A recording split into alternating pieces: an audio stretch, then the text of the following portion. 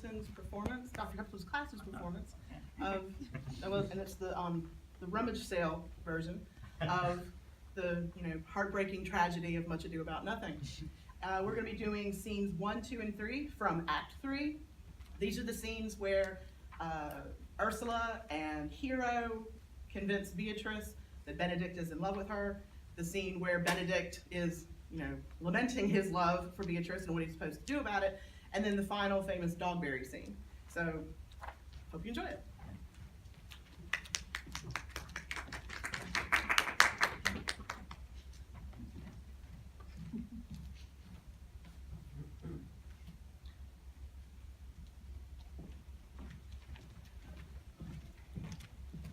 Good Margaret, run thee to the parlor. There shalt thou find my cousin Beatrice proposing with the prince and Claudio.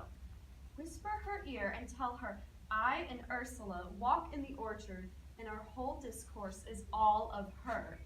Say that thou overheardst us, and bid her steal her into the pleached bower, where honeysuckles ripened by the sun forbid the sun to enter, like favorites made proud by princes that advance their pride. Against that power that bred it, there will she hide her, to listen to our purpose. This is thy office. Fare thee well in it, and leave us alone. I'll make her come, I warrant you, presently. Now, Ursula, when Beatrice doth come, as we do trace this alley up and down, our talk must only be of Benedict. When I do name him, let it be thy part to praise him more than ever man did merit. My talk to thee must be of how Benedict is sick in love with Beatrice. Of this matter is little Cupid's crafty arrow made, that only wounds by hearsay. Now begin, for look, where Beatrice, like a lapwing, runs close by the ground to hear our conference. The pleasantest angling is to see the fish cut with her golden oars the silver stream, and greedily devour the treacherous bait. And angle we for Beatrice, who even now is couched in the woodbine coverture. Fear ye not my part of the dialogue. Then go we near her, that her ear lose nothing of the false sweet bait we lay for it. Now, no, truly, Ursula, she is too disdainful. I know her spirits are as coy and wild as haggards of the rock. But are you sure that Benedict loves Beatrice so entirely? So says the prince and my new betrothed lord. And did they bid you tell her of it, madam? They did entreat me to acquaint her of it, but I persuaded them, if they loved Benedict, to wish him wrestle with affection, and never to let Beatrice know of it. Why did you so? Doth not the gentleman deserve as full, as fortunate a bed as ever Beatrice shall couch upon? O God of love! I know he doth deserve as much as may be yielded to a man, but nature never framed a woman's heart of prouder stuff than of Beatrice. Disdain and scorn ride sparkling in her eyes, misprizing what they look on, and her wit values itself so highly that to her all matter else seems weak. She cannot love, nor take no shape, nor project of affection. She is so self-endeared. Sure, I think so. And therefore certainly it were not good she knew his love, lest she make sport of it. Why, you speak truth. I never saw a man how wise, how noble, young, how rarely featured. But she would spell him backward, if fair-faced. She would swear the gentleman should be her sister. If black, why nature, drawing of an antic, made a foul blot, if tall a lance ill-headed, if low, an agate very vilely cut, if speaking, why a vein blown with all winds, if silent, why a block moved with none. So turns she every man the wrong side out, and never gives to truth and virtue that which simpleness and merit purchase. Sure, such carping is not commendable. No, not to be so odd and from all fashions as Beatrice is, cannot be commendable. But who dare tell her so? If I should speak, she would mock me into air. Oh, she would laugh me out of myself, press me to death with wit. Therefore, let Benedict, like covered fire, consume away in sighs Waste inwardly. It were a better death than die with mocks, which is as bad as die with tickling. Yet tell her of it. Hear what she will say. No, rather, I will go to Benedict and counsel him to fight against his passion, and truly I'll devise some honest slanders to stain my cousin with. One doth not know how much an ill word may empoison liking. Oh, do not do your cousin such a wrong. She cannot be so much without true judgment, having so swift and excellent a wit as she is prized to have, as to refuse so rare a gentleman as Signor Benedict. He is the only man of Italy, always accepted my dear Claudio. I pray you, be not angry with me, madam, speaking my fancy.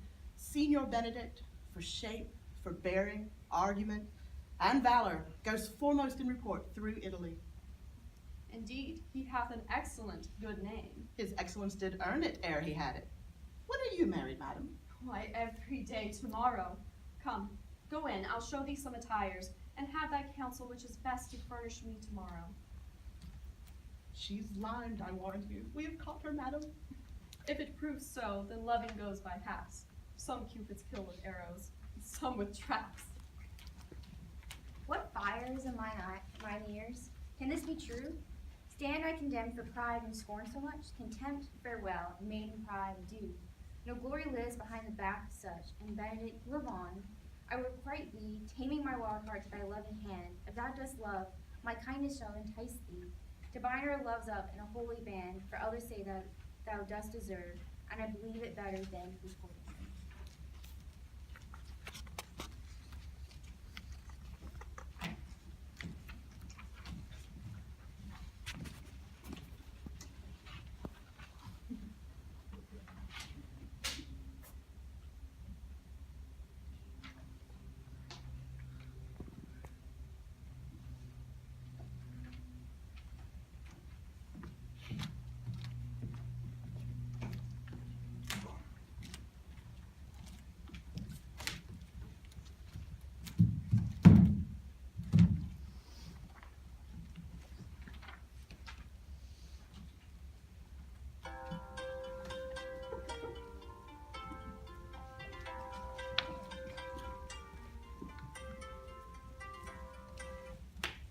I do but stay till your marriage be consummate. Then I go I to Aragon. I bring you thither, my lord, to give that statement.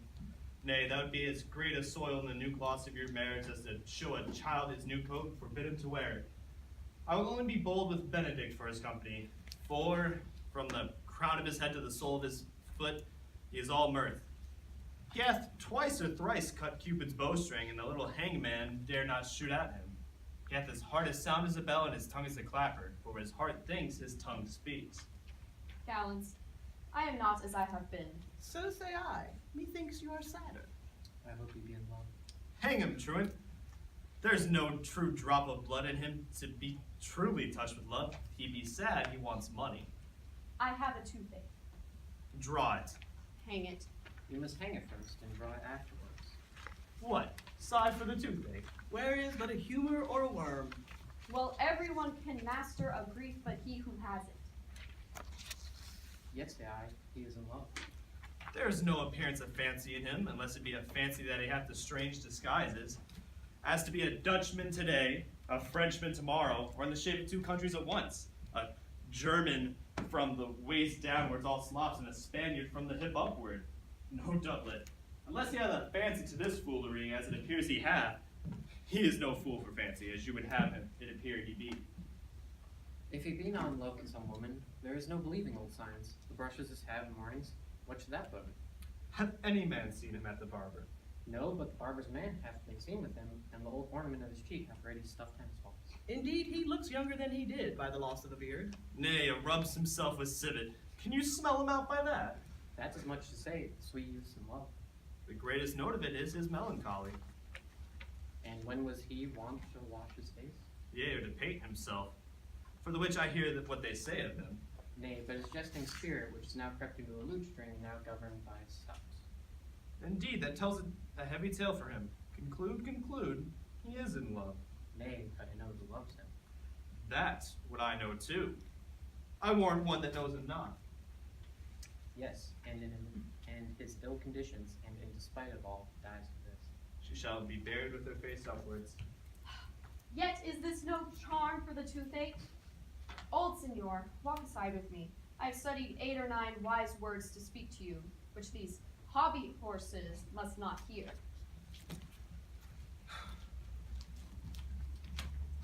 For my life to break with him about Beatrice. 'Tis even so, Hero and Margaret have by this part played their parts with Beatrice, and then the two bears will not fight each another when they meet. My lord and brother, God save you. Brother, If your leisure served, I will speak with you. in private? If it pleases you, yet Count Claudio may hear, for what I speak of concerns him. What's the matter? Means your lordship to be married tomorrow? You know he does. I know not that when he knows what I know. If there be any impediment, I pray you do tell him. You may think I love you not, but that appear hereafter, and aim better at me, by that I know will manifest. For my brother, I think he holds you well, and in dearness of heart, hath hoped to effect your ensuing marriage, surely suit ill spent and labor ill bestowed. Why? What's the matter? I came hither to tell you, and circumstances shortened, for she has been too long a talking of the lady's disloyal. Who, Hero? Even she, Leonardo's hero, your hero, every man's hero. Disloyal. The word is too good to paint out her wickedness, and could say she were worse. Think you of a worse title, and will fitter to it. Wonder not till further warrant. Go but with me tonight, and you shall see her chamber window entered, even the night before her wedding day. If you love her then, tomorrow wed her, but it better befit your honor to change your mind. May this be so? I will not think it. If you dare not trust that you see, confess not that you know. If you will follow me, I will show you enough, and when you have seen more and heard more, proceed accordingly. If I see anything tonight why I should not marry her tomorrow, in the congregation, where I should wed, there will I shame her. And, as I wooed for thee to attain her, I will join with thee to disgrace her. I would disparage her no further, till you are my witness. Bear it coldly but till midnight, and let the issue show itself. O day untowardly turned. O mischief strangely thwarted. O plague right well prevented. So will you say when you've seen the sequel.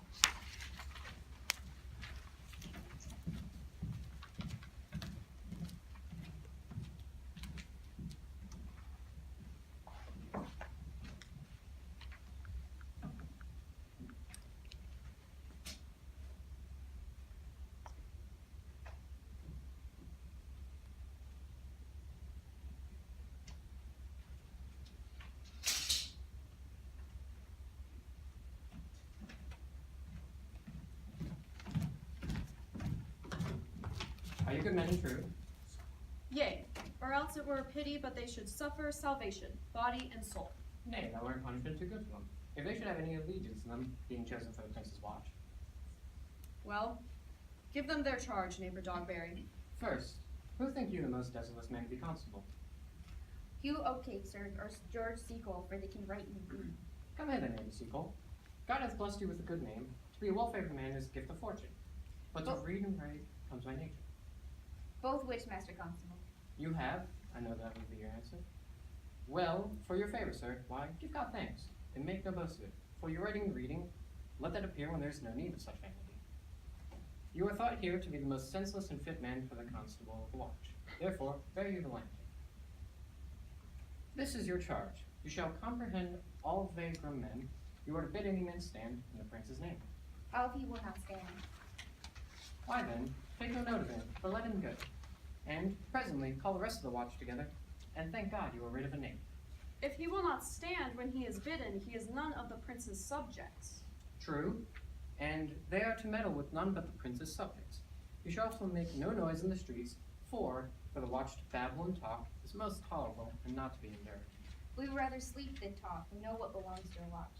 Why, you speak like the most ancient and most quiet watchman, for I cannot see how sleeping should offend. Only, have a care that your bills not be stolen.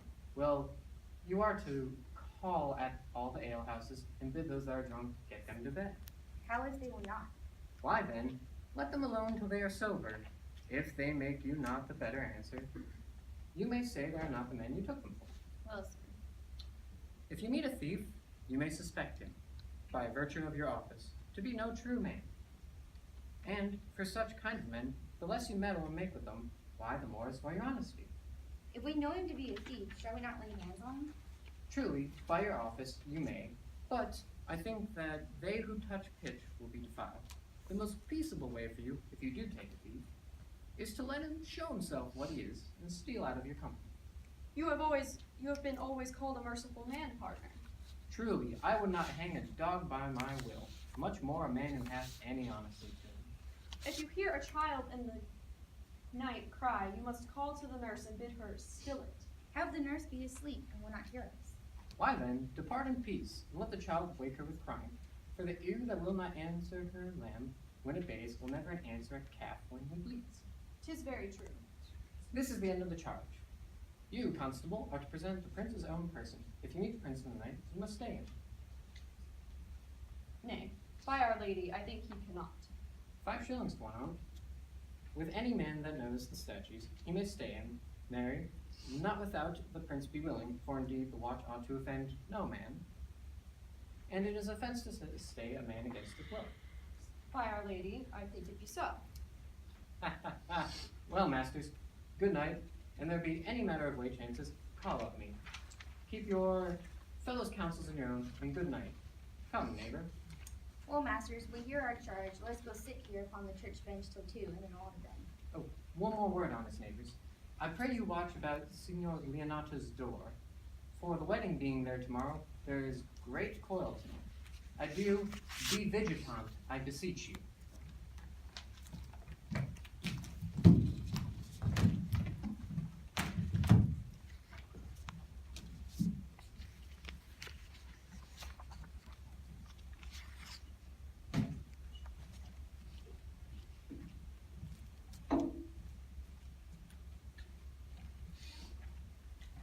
What? Conrad! Conrad, I say! Here, man, I'm at thy elbow. Mass, and my elbow itched. I thought there would a scab follow. I'll owe thee an answer for that. And now forward with thy tale. Stand thee close then, under this penthouse, for it drizzles rain, and I will, like a true junker, to utter all to thee. Some treason, masters, yes, then. Therefore know I have earned of Don John 1,000 ducats. Is it possible that any villainy should be so dear? Thou shouldst rather ask if it were possible any villainy should be so rich. For when rich villains have need of poor ones may make what price they will. I wonder at it. That shows thou art unconfirmed. Thou knowest that the fashion of a doublet or a hat or a cloak is nothing to a man. Yes, it is apparel. I mean the fashion. Yes, the fashion is the fashion. Tush, I may as well say the fool's the fool. But seest thou not what a deformed thief this fashion is? I know that deformed. He has been a vile thief this 7 year. He goes up and down with the dirty lamps. I remember his name. Didst thou not hear somebody? No, 'twas the vein on the house. Seest thou not, I say, what a deformed thief this fashion is? How giddily it turns about all the hot bloods between 14 and 5 and 30, sometimes fashioning them like Pharaoh's soldiers in the Ricci painting, sometimes like God bells priests in the old church window, sometimes like that shaven Hercules in the smirched worm-eaten tapestry, where his codpiece is as massy as his club. All this I see, and I see that the fashion wears out more apparel than the man. But art thou not thyself giddy with the fashion too, that thou hast shifted out of thy tale into telling me of the fashion? Not so neither, but know that I have tonight wooed Margaret, the Lady Hero's gentlewoman, by the name of Hero.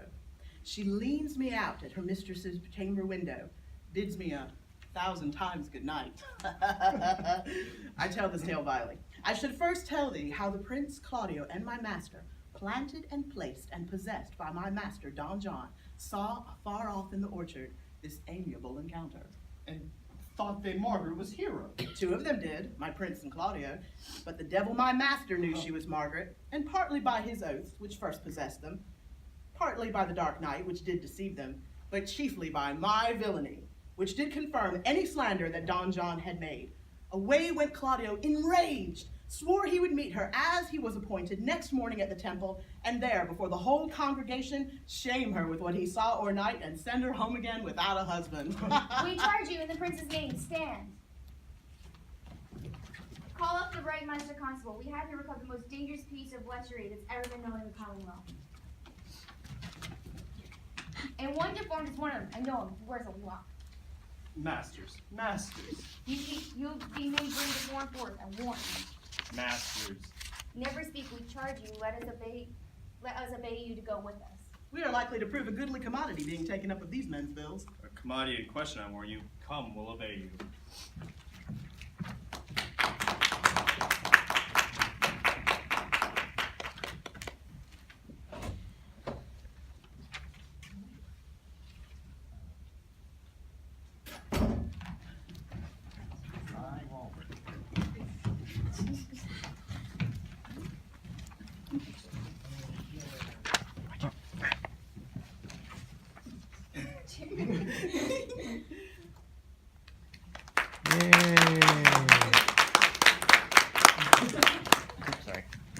All right, we'll take a moment as the next turn for rain.